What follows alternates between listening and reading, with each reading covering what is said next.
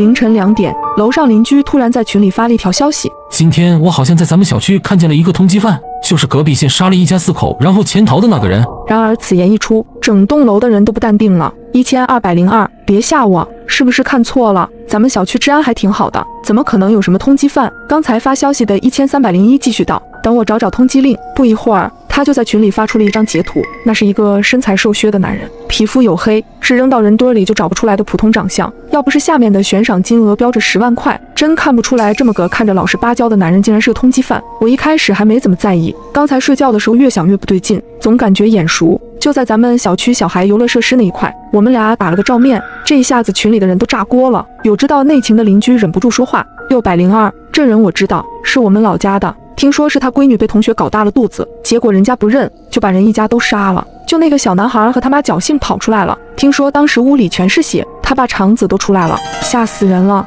502，就为了这点事儿，也太丧心病狂了吧！他闺女不检点关人家男方什么事儿啊？402，就是现在的小姑娘都太随便了，说不定是他主动勾引的人家，谁知道呢？802，嘴上积点德吧，就好像你们知道似的。402，我怎么不积德了？怎么别人都没大肚子，就他被搞大肚子了？群里还在吵，我握紧手机，感觉头皮一阵发麻。就在此时，楼上传来一阵闷响，随即寂静的走廊里脚步声慢慢响起，外面有人在走动，可我吓得一动都不敢动，甚至不敢去看看外面到底是谁。群里还在热火朝天的讨论那个女孩到底是不是活该，我颤抖着手指赶紧打下几个字，这时候还有心思争论这个？赶紧报警啊，这可是杀人犯啊！不一会儿楼上回复了1301，报了，警察说很快就到，大家放心吧，今晚上先别出门。我擦了一把额头上的冷汗，在心里安慰自己，没事儿的。我迷迷糊糊睡了过去，再次醒来时，窗外已经天光大亮，连滚带爬的拿过手机打开业主群，楼上又说话了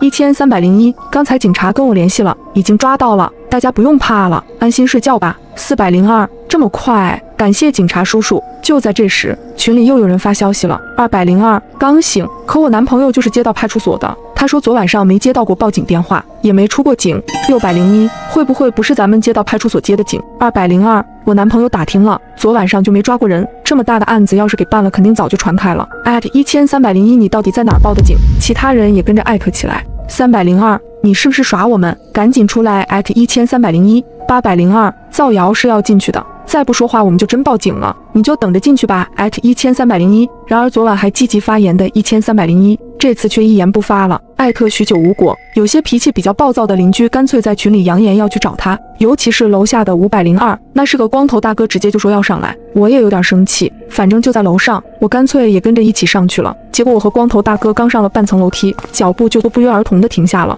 楼上的大门虚掩着寂静无声，我们对视了一眼。我怎么感觉有点不对劲呢？大哥咬了咬牙，走，咱们上去看看这孙子到底出什么幺蛾子。到了门口，我总感觉空气中似乎弥漫着一股浓重的铁锈气。我刚想问大哥闻没闻到，他就伸手一把推开了门。1301的邻居正安静地躺在地上，瞳孔已经扩张开来，身下的血凝固发黑，白色的墙上写着2个血淋淋的大字：等我。当天小区里好像热油进了滚水，彻底沸腾起来了。经过法医的判断，这人死了挺长时间了，身体都硬了，死亡时间初步判定为昨天下午。可是明明今天凌晨4点的时候，1301还在群里说话来着。小区里出了命案，人人都开始害怕了。802，这人到底是怎么回事啊？怎么还开始报复社会了？现在是无差别杀人了吗？602，我感觉不会吧，因为听说当时他杀那一家4口的时候，那家里还有串门的邻居在，他也没杀人家，把人家放回去了，怎么会现在就开始随便杀人了？402，这种杀人犯怎么说好呢？可能就是心理变态了，想多拉几个人垫背呢。我也有些奇怪，因为这个案子我知道，当时领导派我去写稿子，但是我心理素质太差，在现场吐得天昏地暗，最后领导只能找人来换我。我想了一下，给同事发了个微信，问了一下具体的情况，同事很快甩过来一个链接，压根儿就不是你们邻居说的什么被搞大了肚子，这个小女孩很惨的，让你们邻居积点口德吧。我点开链接，瞳孔微缩，标题是14岁女孩拒绝同学示爱惨遭毁容，还配了照片，眼睛虽然打了码，却也能看出来这是个很清秀漂亮的小姑娘。14岁的琳琳因为拒绝了男同学的示爱，男同学怀恨在心，趁琳琳放学回家的路上将其强行掳走，带到荒地里强暴，并在其脸上泼了大量硫酸致其毁容。凶手因不满14岁无法定罪，只能对其进行批评教育。那个案子我跟到现在，杀人的就是女孩的爸爸，女孩子他妈生她的时候就没了，这些年都是他爸一个人把她拉扯大的。听说那个小畜生犯事之后，女孩爸爸去要说法，结果被他一家给打出来了。他妈还带着那个小畜生去过那个女孩家里，问他怎么还不去死。怎么说呢？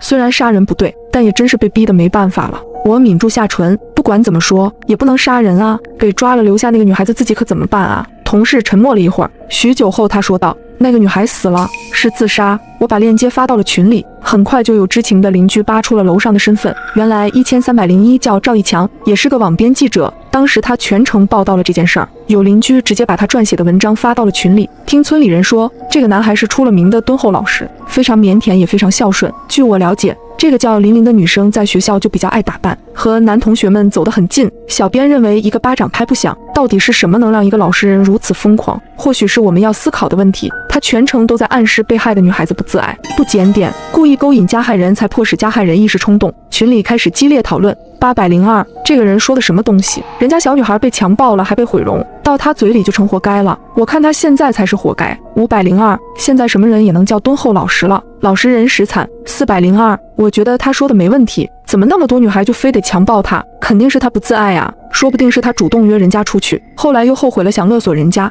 结果人家受不了才给他毁容的呢。502，楼上脑子进水了吧？给罪犯洗的。602，希望你以后也遇上这种人渣，到时候看你还说不说得出来这种话。402，呵呵，急了，你们就知道我说的不对。我发了一条消息，上一个这么写的人已经被杀了，你怎么就知道那个通缉犯现在就不在群里看着你的发言呢？说不定今晚就轮到你了。当天晚上群里又热闹起来了，无外乎那个叫刘贵友的通缉犯到现在还没被抓到。601，现在到处都是天眼，连个通缉犯都找不着，这群人干什么吃的？这时候402突然说话了，他先在群里发了一个新闻的评论截图，一个名为莫欺少年穷评论道：小年纪就知道打扮了能是什么好东西？我看多半是仙人跳人家没成，把人家逼急了，活该。现在的女的都不是什么好东西，我支持这个男的，干得好，怎么没把他杀了？很明显，这个莫欺少年穷就是402，虽然不知道他为什么要发这些，但是群里立马炸开了。802，你有病吧？我看你才是真的反社会，你说这话也不怕遭了报应？键盘侠竟在我身边。502， 402，你什么意思？你还有脸发出来？402没说话，继续发了一张照片，照片里200斤左右的黑胖子正坐在电竞椅上。随即他发了最后一条消息：这就是我。第二天一早，我就被警察敲了门。402死了，他死前你曾在群里说不定今晚就是你了，请问你是提前知道了些什么吗？我懵了，我不知道啊，我就是看不惯他那么说话，随便吓唬他的，他怎么会真死了？在看了监控确定我当晚都没出门后，我的嫌疑被排除了，警察估计也就是走程序。谁都知道杀了他的肯定是刘贵友，但让我不解的是，真正害死刘贵友女儿的那个男同学和他妈妈已经逃出来了，他不去追杀他们，为什么倒要来我们小区杀这几个无关紧要的人？我赶紧把情况跟同事说了一下，问问他那边有没有什么新情况。同事过了一阵子才回，其实那个小姑娘一开始也没想死的，治疗也挺积极的，他爸还到处打听哪里植皮技术好，以后攒钱带她去整容。结果后来被那个记者把这事儿发网上了，还颠倒黑白。你也知道网上什么人都有，好多人就去骂小姑娘不检点，活该，反正说得很难听。结果那天回来，他爸就发现他割腕了，临死前手机屏幕上还是骂他怎么还不去死的私信。他把一张照片发给我，莫欺少年穷，母狗，你怎么还不去死？被毁容的滋味怎么样？爽不爽？我双眼发直，放下手机，怪不得他要杀了这2个人。赵一强把女孩的事情胡编乱造后发到网上，引导舆论网暴。402的私信则成了压倒女孩心理防线的最后一根稻草，所以女孩的父亲来复仇了。这些隐藏在网线后的蛆虫，在黑暗里肆意发泄着自己的扭曲和戾气，从来不需要为自己言行负责，让他们更加的肆无忌惮。自从这件事发生后，一直热闹的业主群终于安静下来了。刘贵友有很强的反侦查能力，这些天我们小区警车来来往往，到处都能看到巡逻的便衣，然而他却一直没被抓到。往日晚上热闹的小区已经一片死寂了。就这么过了几天，持续的高压让每个人都神经绷紧，警察恨不得把所有警力都出动驻扎在小区里，势必要把刘贵友拿下。然而刘贵友又杀人了，只是这次不在我们小区，而是在离我们这里很远的一片城乡结合部。他找到了那家逃出来的母子，杀了妈妈后把儿子绑走了。